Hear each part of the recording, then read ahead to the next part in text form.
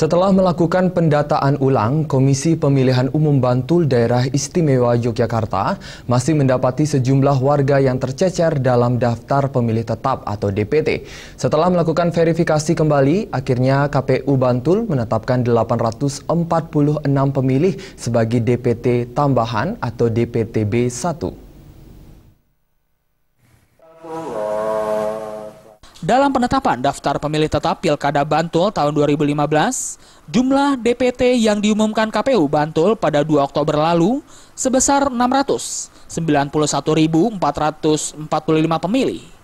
Namun setelah melakukan pendataan ulang terhadap warga yang masih tercecer dan belum masuk dalam DPT, KPU masih mendapati ratusan pemilih yang belum terdaftar.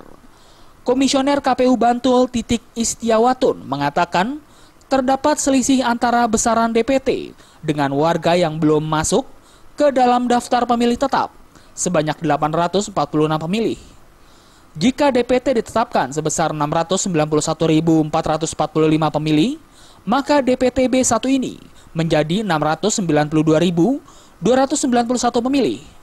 Tambahan DPT ini berasal dari seluruh kecamatan yang ada di Bantul.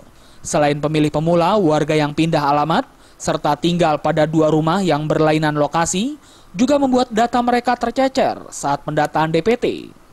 Kita yang ditetapkan per 2 Oktober 2015 yang lalu itu ada 691.445. Kemudian kemarin penetapan DPTB 1 atau daftar pemilih tambahan 1 itu ada 846, sehingga total jumlah pemilih antara DPT dengan DPTB 1 itu ada 692.291 pemilih.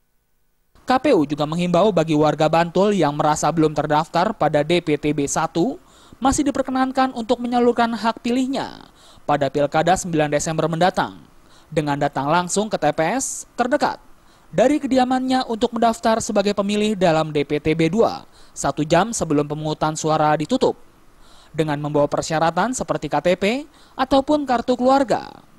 Dari Bantul, Yogyakarta, Anang Zainuddin melaporkan.